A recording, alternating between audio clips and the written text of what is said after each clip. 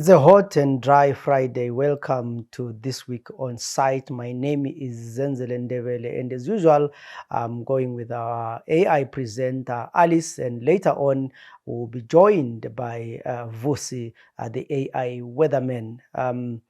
It's very hot, it's very dry, and as a resident of Bulawayo, as well as a breeder, I'm really worried about the situation as a resident of Bulawayo as well. Bulawayo has always faced, perennial water problems, but these always get worse during drought. And the water situation does not look good at all in the City of Kings. I wanted to say was a Friday, but there is nothing to celebrate in this heat. There is no sign of rain, and people have also already lost their crops. Farmers are at risk of losing their animals, and Bulawayo is facing a real water crisis. The water situation in Bulawayo is already bad, if not terrible, but we are only in March. Imagine how the situation is going to look like when we get to September, October. But what is worrying is that this is not new. Bulawayo has always faced water challenges dating way back in the colonial era, but mostly for us, dating back as back as 1980. And the solution seems not to be coming out clearly. There is always, not a straightforward answer in solving the Bulawayo problem or the Bulawayo water problem. And it's always made worse by the drought, like we are facing a serious drought. Alice, do you think we are facing the worst drought in living memory? It is going to be a tough year, but I don't think it's the worst year in history. Many people argue that the 1992 drought was the worst in living memory. In 1992, many water sources, including perennial rivers, dried up. In Zimbabwe, over 1 million cattle died, about 23% of the national herd. Over 86 million people were affected in 10 SADC countries. I was in primary school then, but I still remember that the 1992 drought was very serious. A lot of people lost their cattle. Rivers, like you're saying, dried up, and we had to walk for very long distances in search for water and grazing land. And I see myself, traveling across the country, looking for grazing land because the situation is bad. But also, because I stay in Bulawayo, and now and then we have to run around with buckets looking for water. I really don't understand, Alice, why the water situation in Bulawayo is perennially bad. Even when we have rain seasons, we seem not, or even when we have good rain seasons, we seem not to have enough water in Bulawayo. What is the problem? Bulawayo's water story dates back to pre-colonial times.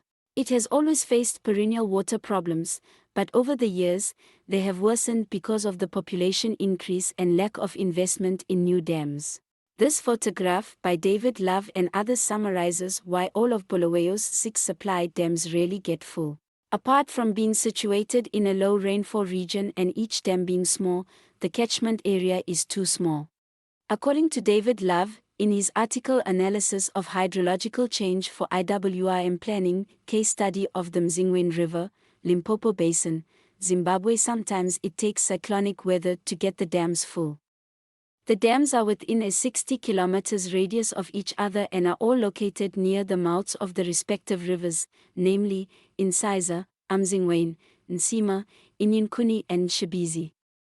This setup was okay for a small town, but the present size of Bulawayo is not ideal. The long-term solution is a bigger dam on the Gwe River further to the city's north. Despite these water changes, which date back to the early 1980s, the central state systematically refuses to fund the development of additional water sources for Bulawayo, and when a drought occurs, the city faces serious water challenges. Interestingly, this week, the Minister of Local Government, Winston Chitando, had a press conference in Bulawayo with the Mayor of Bulawayo, and he actually said the government of Zimbabwe is committed to solving the water challenges in Bulawayo. We have not heard that for the first time. We've heard it before. The situation in Bulawayo did not arise yesterday. It has always been there. We've heard about the Nyamandlovu Aquifer, the Zambezi Water Project, the Mchabezi duplication, and all these things remain talk. With his worship, the mayor and the town clerk and members of staff, on discuss a number of issues. But top on the list was the water situation in Bulawayo. I think first and foremost, I would like to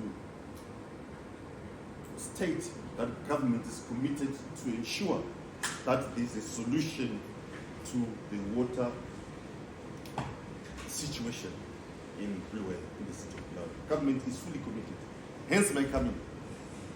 My colleague, the Minister of Lands, Agriculture, Water, was here about 2 weeks, a week or 2 weeks before, here to talk about the water situation.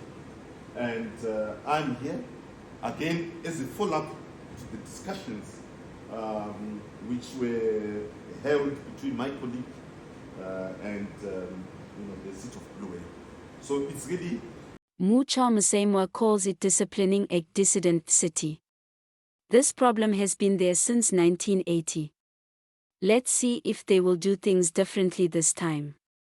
But anyway, let's assume this is the Second Republic. He's a new minister. They are committed to solving the problem. So only time will tell whether the Mnangagwa-led ZANU-PF will solve the water problems in Bulawayo, because the Mugabe-led ZANU-PF failed to solve the water problems in Bulawayo for the 40 years they were in power.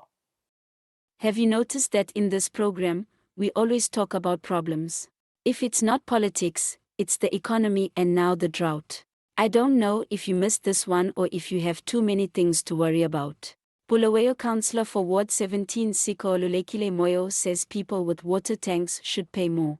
Pumula residents are advocating for a fixed billing system because they say the council is estimating their bills.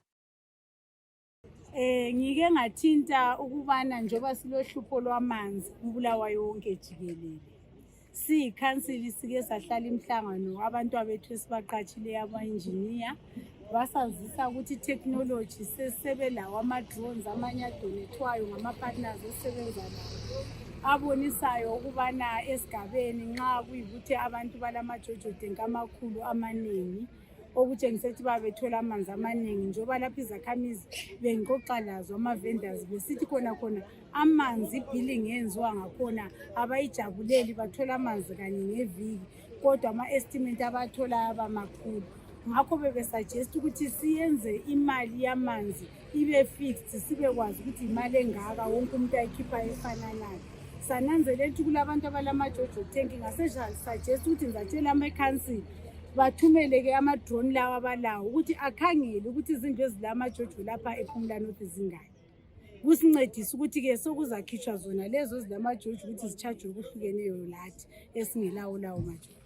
I think that is an easy problem to solve. The city of Bulawayo should do the actual meter reading than to estimate, because I don't think it's fair to just come up with a blanket solution or ruling or decision that those people with Jojo tanks should, or water tanks should pay more than those who don't have the water tanks, because at the end of the day, the water that gets in the water tank is from the meter. So why not do the actual meter reading? What's the challenge that the council is failing or is facing for them to fail to read meters? They end up estimating, and obviously in the process someone gets shortchanged and the other one benefits. So I don't think it is really a solution to then come up with a decision with the water tank, then semele patali.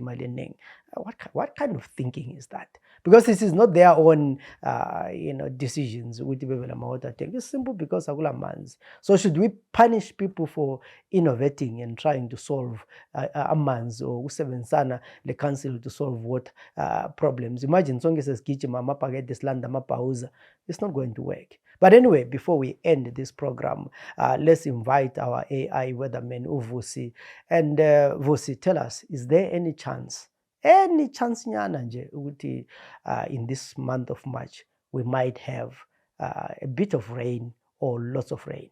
There are times when like this where you actually wish kungaba lokuyi-cyclone nyana nje, amadamu egcwale yonke into ilunge kawane. But Vusi, what's the weather for the next coming days and weeks? Good day, Zenzele. Unfortunately, there is still no sign of rainfall anytime soon.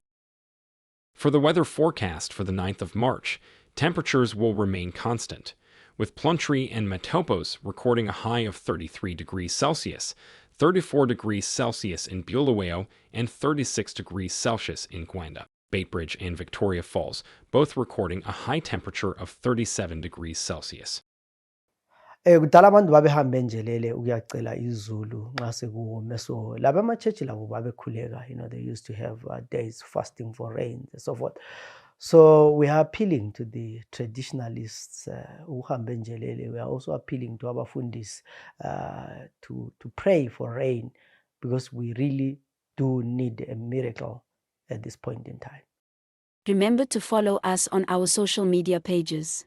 Let's make a date for next week on CITE. My name is Alice. And my name is Zenzele Ndebele. Have a lovely weekend.